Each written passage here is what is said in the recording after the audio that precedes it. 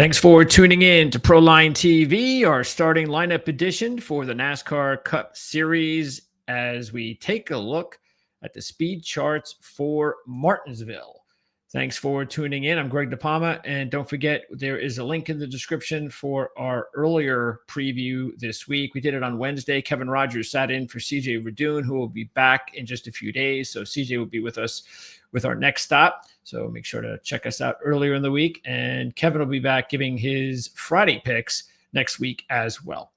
Okay, so let's get started. Let's go take a look at who is on the poll. And there you go, Christopher Bell. And the story so far for the first couple of days, actually for this first day, has been Toyota.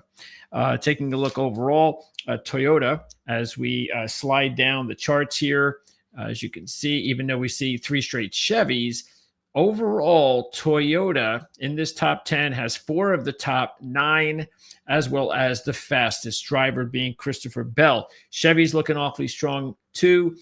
Ford a little bit slower, but not totally out of it.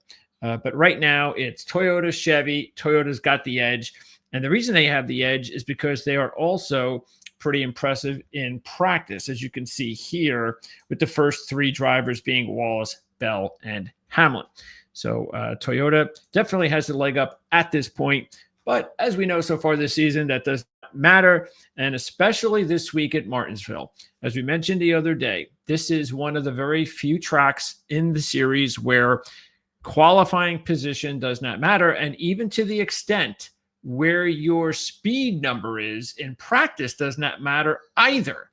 The thing that matters the most, more than often, is going to be your long run speed, your ability to be one of those drivers, especially nowadays with the next gen. You know, they're tougher, stronger. They don't break down as much then. Now, of course, the tires can be an issue, and that's what we're hoping for. That's what we enjoy. And it's definitely been an issue here at Martinsville in the past. But even though anything's possible when you throw in tire wear, having to rely on long green flag runs, things like that. Yeah, that puts a lot of different eggs in the basket for us to kind of try to handicap this race, which makes it more difficult. But I also like it because it opens up the possibilities more based on the odds. Okay, because Las Vegas does a good job. There's no doubt about it. But I don't think they're going to be looking at the same things that we might be looking at this week. So let's see if we could take advantage of that. But I will say this, and this is very important. As we said the other day, this is a race where you have those top drivers, those like first 6 drivers or so. They are so good here. And they're also very good drivers overall. And to expect one of them to not win is probably unlikely because they're so good here. And when you have 5 or 6 drivers that are really good here and are really good drivers, well, one of them is bound to win. And that, I think, is more than likely what we'll see here, especially when you get to the next groups of drivers or the entire, if you're talking, let's say you're talking about 5 or 6, and then you go, well, what about the other 30? Well, yeah, the other 30, there's not much there. That's why it makes even more sense. Now, I think what we could find, though, are a couple of, that's what we're going to try to do here, find kind of a couple of drivers that might, kind of want to sneak in. And so let's see what we got here. All right. So interesting that Bell was the best combined driver today. Fastest in qualifying, second fastest practice. He was 9-1 going in. Those odds will drop, especially since he has 3 wins. Matter of fact, I think Christopher Bell is probably going to go off like a co-favorite along with Kyle Larson. And Larson coming off the win, his first 3 race stretch where he's had top 10s in over a year and a half. So again, a lot of trends are breaking early this season. And that's something that we're going to have to work against. But anyway, Bell's going to be, at this point, one of those drivers where if you haven't already taken him, not sure you're going to want to take him now because his odds are going to drop considerably. But he is driving a Toyota, so that's going to make it even more tempting. He's got a win here, of course, and he dominated when he won here back in 2022. But he has not had a lap led since then. So really, if you look at it, he has only had one good race here. He did not have a good race last year in either of the races. But he's a different driver at this stage earlier this year than he was last year. So, of course, that makes a big difference. Still, I don't know. Look, if I doubt you're still going to be able to get 7, 8, 9 on Bell. If you can, then it's probably going to be a really good play. But I think those odds are going to be chopped in half. I just don't see him as a bargain now. All right. The rest, as far as the way they line up here in the top 10, Elliott also good qualifying, good practice. He's going to be 10th in practice, second, as you can see here, in qualifying. The problem with Elliott is, he's not off to the best of starts. Plus, he's 6-1. I mean, he's actually been okay. Don't get me wrong. But once again, he's just not leading a lot of laps, something we have seen from him over the past couple of years. He does have a win here, like Christopher Bell, but he's led a lot of laps here, a lot more than Christopher Bell has. Matter of fact, he has led in his last 9 races an average of 115 per race. So Chase Elliott, if there's a race that he could break through, this is definitely it. Matter of fact, he comes in here at 6-1. I think he'll stay at 6-1. Okay, because again, I think Bell's coming down, and then you got Larson. So only so many drivers can be at that number, but I could definitely see Chase Elliott at this point in time being the third choice. And Denny Hamlin is also going to be right there. He was 6-1, just like Elliott. 2 top 5 runs. He looks strong. 5 career wins here, but don't forget, he has not won here in his last 19 races. Since 2021, in his last 8 races, he does have 5 top 5s, and he's led 105 laps per race, 840 total. And he does have 2 top 5s and runner-up in his last 3 this year. So he's getting closer. He's another good play. And this is what I'm talking about here. It's going to be so hard to differentiate between which one of these drivers to take. Next up, let's talk about William Byron. Byron is 10th and also 7th in practice. Byron's number was 7-1. I don't see that changing at all. He has 2 wins since 2022, so that's important. And he's the defending champ of the race, winning and also finishing 6th last year, leading at least 51 laps both races. Okay, now, and of course, Larson. Yeah, Larson, 4th and 6th. What else can we say there except looking at his history, there's no reason to believe he's not going to be strong again. In the next gen, he's got 5 top 10s out of 6, 4 top 5s, 2 runner-ups, and a win. Just 1 career win now. That's it. Just 1 in 20 races. And only 367 laps he's led. That's not a whole lot on a short track. But he's been much better here in the next gen than he was prior to that, trying to win 2 straight races. So we knew it was going to be tough going in, and they have done nothing so far to change things. But before they move out of the top 10, remember this. Okay, next gen. This is important. Let me see if I make sure if I've got the. All right, let's go with this first, because these are the trends we talked about on Wednesday. Only 1 winner. Okay, had a top 10 starting position here since 2022, since the next gen, just 1. Okay, not 1 winner in the last 5. Okay, Byron was the only one that did it. First race, next gen. The next 5, no winners from the top 10. The last 5 winners have positions of 11, 14, 18, 19, and 20. Okay, now Toyota looked like they were on the outs a little bit because they only had 1 win in the last 7 here. But again, qualifying and practice, as strong as they look now, that actually doesn't usually tell us anything. Keep that in mind. Now, Chevy has won 3 straight spring races. Okay. Ford, the last 2 fall races. Same driver, Ryan Blaney, the last race before the championship 4. And we all know the story there. Winning 1 championship, barely winning another, almost winning another. But for Fords, no other Ford drivers have won at Martinsville besides Blaney since 2019. Okay. Now, we talked about how important it is to be one of those really big group drivers. And I think, what is the number? The last 13 winners have been won by either a Hendrick driver, a Joe Gibbs driver, or a Penske driver. Okay. That is going to make things very difficult. And I just don't see anything else that I have seen that will make it any easier, except the fact that, well, as I said, let's see if we can get some outside top 10 drivers that might actually impact the race. Before we do that, let's remain in the top 10 and talk about a few others. How can we not talk about our boy, Alex Bowman? Now, Alex Bowman, if you didn't hear our show on Wednesday, yes, I was very upset at Bowman. How can I not be? We picked him a lot this year. I had him big time. I really thought we were going to go back to back, bury Bowman, and he choked. He knows he choked. Everybody knows he choked. I'm glad he knows. It's very important to show this, though, that he's going to get right back on the horse and he's going to go after it. And his numbers have not dropped. The race numbers, he was 28-1. So, of course, I took him again this week. And his championship odds haven't dropped. You've got to grab Alex Bowman's championship odds right now. He is the best bargain in the bunch. All right.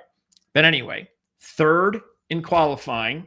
Meanwhile, in practice, let's take a look at the practice speeds now as well. All the way down to 22.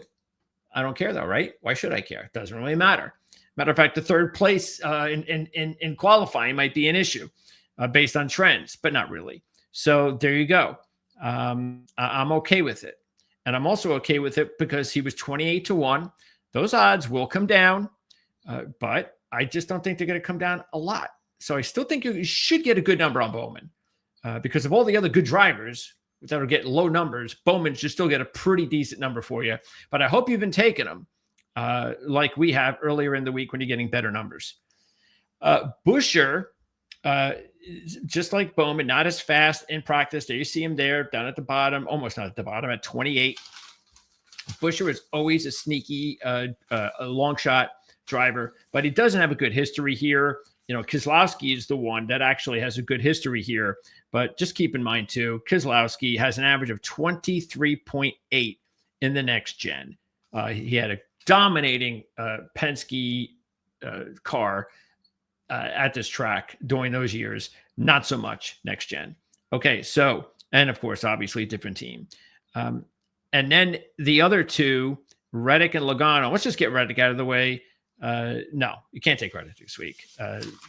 Toyota or no Toyota based on speed so far. Reddick has no good history here. Never had a top five. Never led a lap. It's just not the week to take Tyler Reddick. If you want to take him because he is driving a Toyota, and the fact that Reddick is getting some really good odds, what was Reddick? Reddick was at 35-1. Okay, that is not a bad idea if you want to look at it that way. And then you got Joey Logano, and we have another driver, two more drivers that we do like that I think, matter of fact, Logano was my top pick. Okay, and I do not think those odds are going to drop. So he's starting 7th. He was, as you can see, 20th here in practice.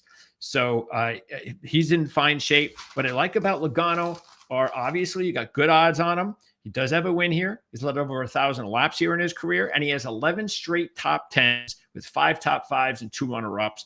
He's led, actually, he dominated in his win in 2018, leading over 300 laps in that one. So he does know how to win here dominantly.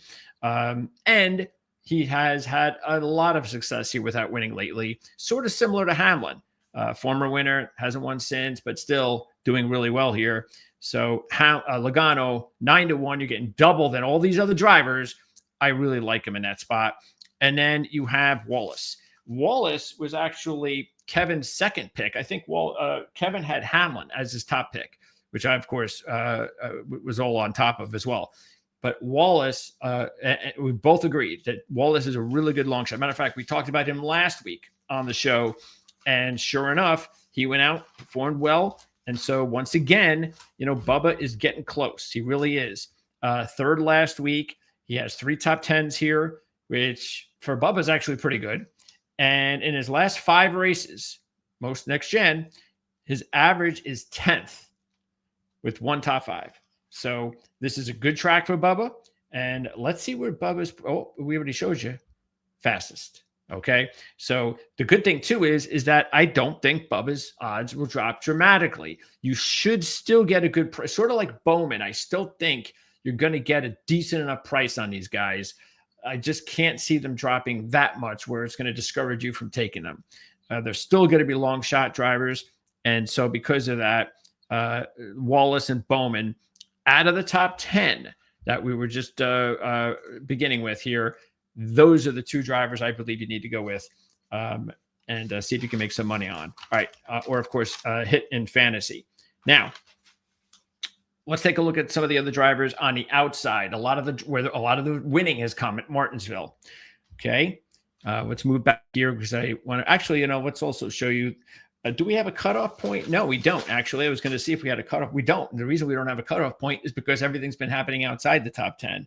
So no cutoff point here. I mean, I don't want to be silly enough and kind of cut you off like here and say, okay, yeah, everything up here, forget. No, we're not going to do that.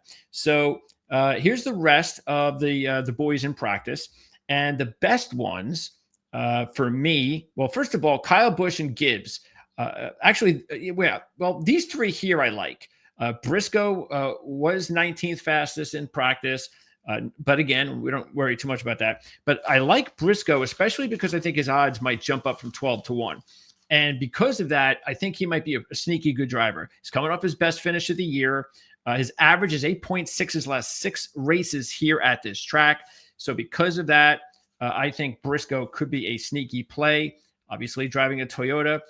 Kyle and Gibbs, both very consistent, both right there in both sessions in that same vicinity. But I just can't see myself taking either one of them at this point, unless you want to look for the long shots. And therefore, yeah, why not? Those are some other options, because Gibbs was 45 to 1, Busch was 22 to 1. I don't think those numbers are going to change. But Kyle, who has always been a dominant short track racer, just has not been the same since next gen. And that is the problem. So and plus these last couple of races haven't exactly been his best. Gibbs just hasn't gotten off to a good start this season. So because of that, I don't think they're the worst idea in the world, because Gibbs was a dominating Xfinity driver here. So he has the experience to win at Martinsville. I just don't know if that, but I will put it this way. If I was taking either one, I'd go with Gibbs, because you're getting double the money. And I think Gibbs has just as good as a chance. So I would go with Gibbs over Kyle if you're looking to choose one of the 2. All right. Now let's take a look at some other interesting ones. Preece, he might be the most interesting. Matter of fact, the 3 drivers on the outside here, besides Briscoe, that I'm looking at the most, and I already have one of them as my long shot the other day. One is Preece.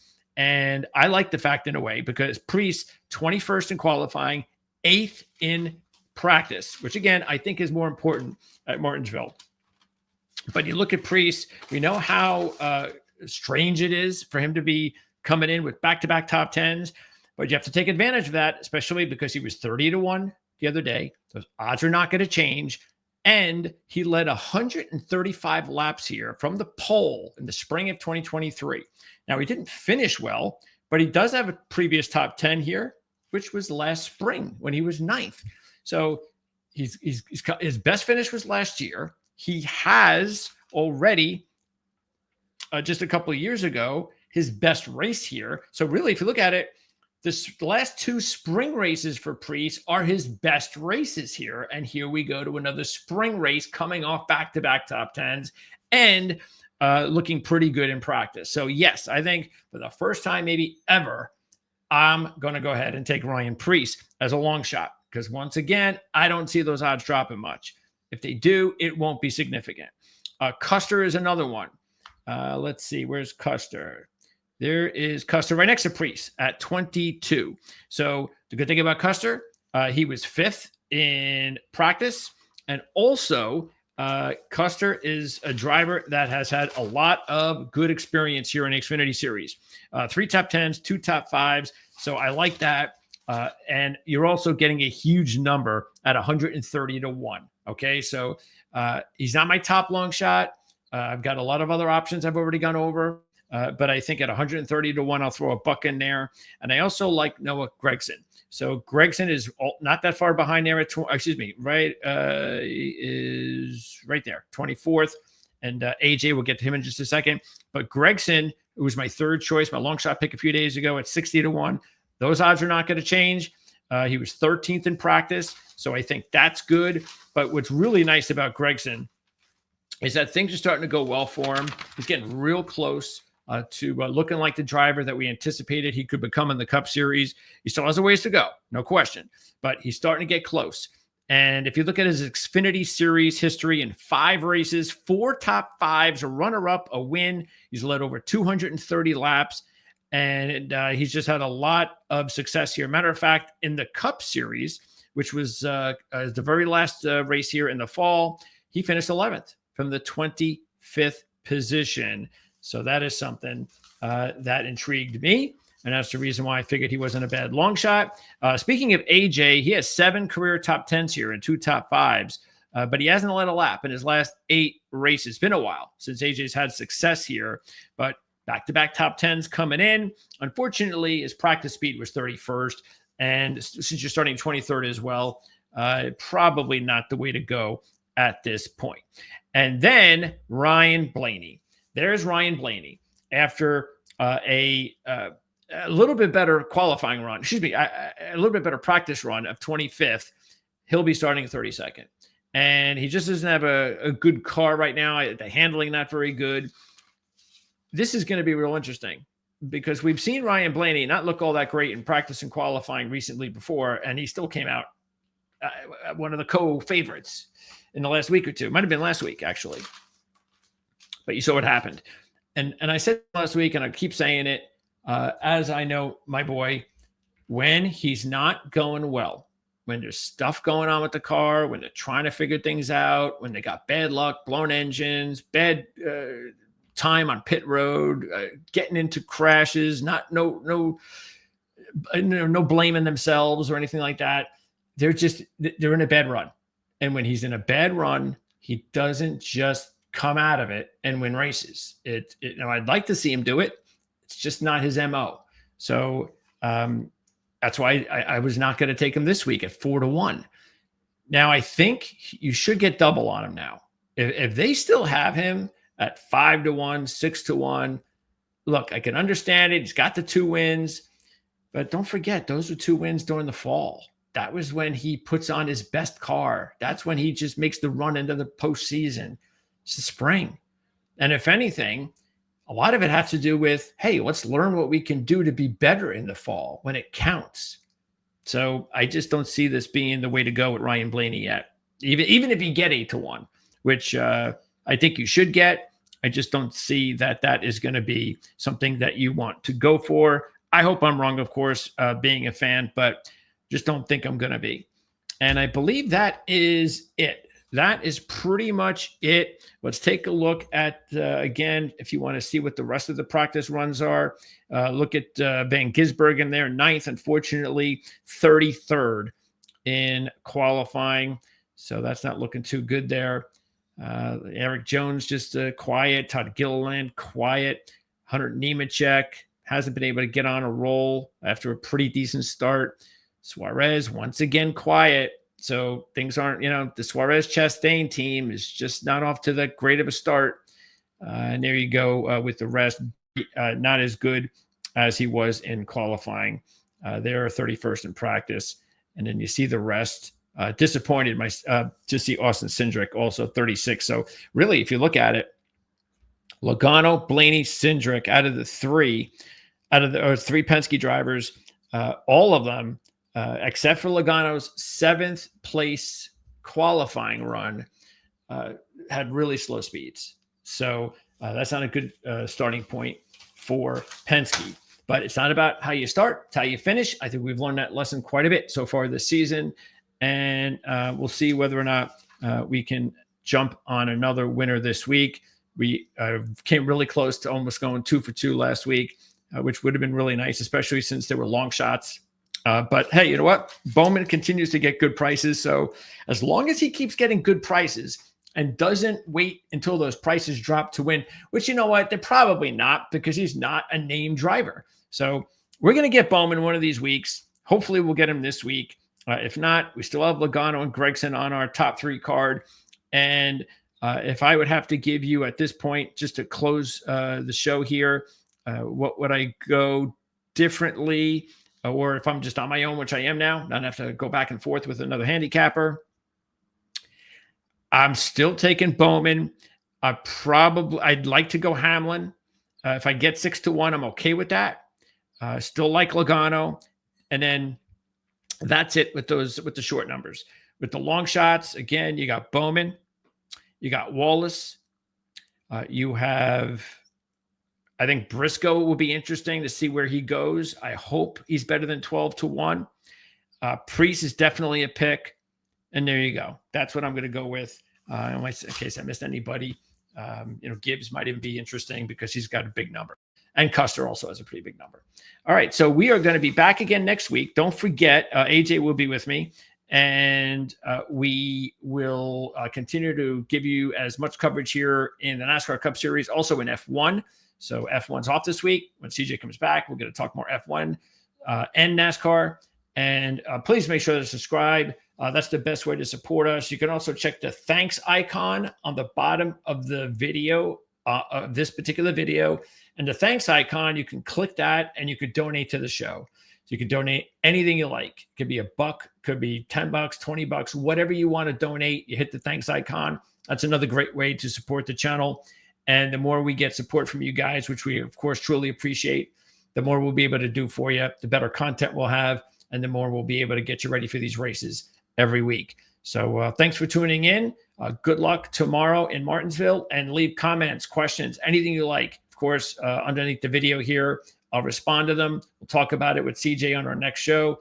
And we sure hope you do get the conversation going. We really like that. It's great. We want to establish a really cool community here. And if you're a part of it, all the better. So again, good luck on Sunday, and we'll see you guys in a few days.